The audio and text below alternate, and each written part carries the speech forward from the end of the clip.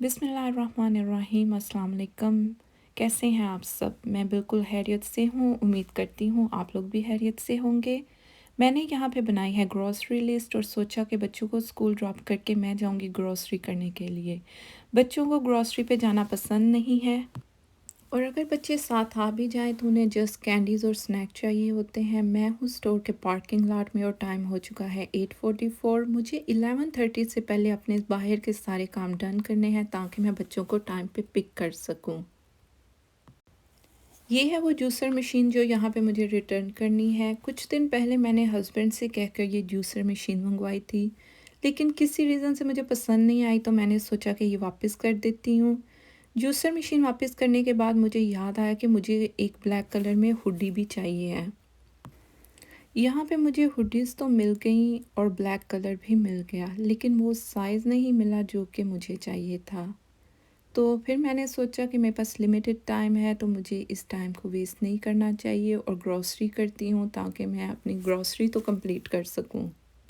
Grocery की तरफ आके मैंने वो चीज़ें ट्रॉली में रखी जो कि मेरी ज़रूरत की थी और वो मेरी लिस्ट में भी थी।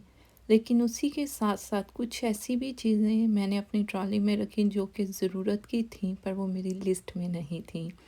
मुझे लगता है कि ये हर किसी के साथ ऐसा ही होता है, जो हम लिस्ट बनाते हैं, हमारी ग्रोसरी उससे काफ़ी डिफरेंट होती है क्योंकि कुछ चीज़ें वही बात है हमें स्टोर पे जाके याद आती हैं या वहाँ पे देखने के बाद हमें याद आती हैं कि हमें घर के लिए ये चीज़ें भी चाहिए हैं।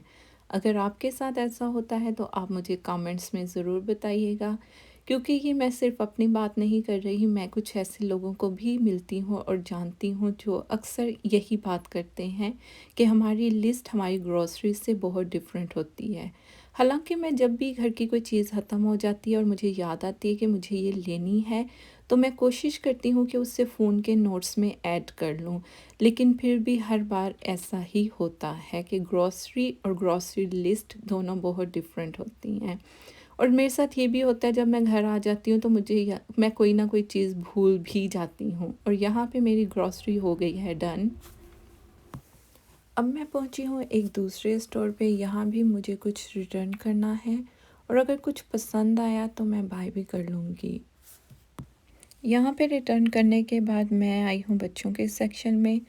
मैं जब भी कभी स्टोर पे जाती हूँ बच्चों का सेक्शन ज़रूर चेक करती हूँ। सम टाइम तो आपको बहुत अच्छी चीज़ें मिल जाती हैं और सम टाइम बहुत अच्छी डील्स भी मिल जाती हैं।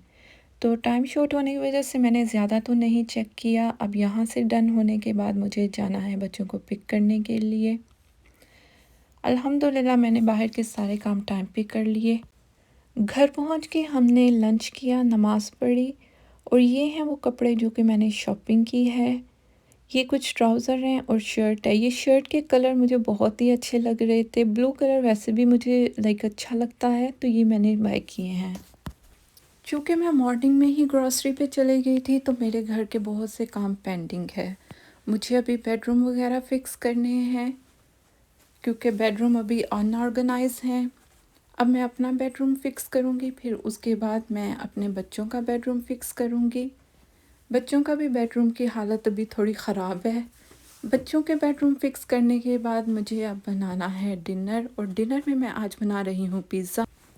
ये फ्रोज़न पिज़्ज़ा है जो कि मैंने स्टोर से ही बाय किया था और इसी के साथ मैं बनाऊँगी मोज़रेला स्टिक्स।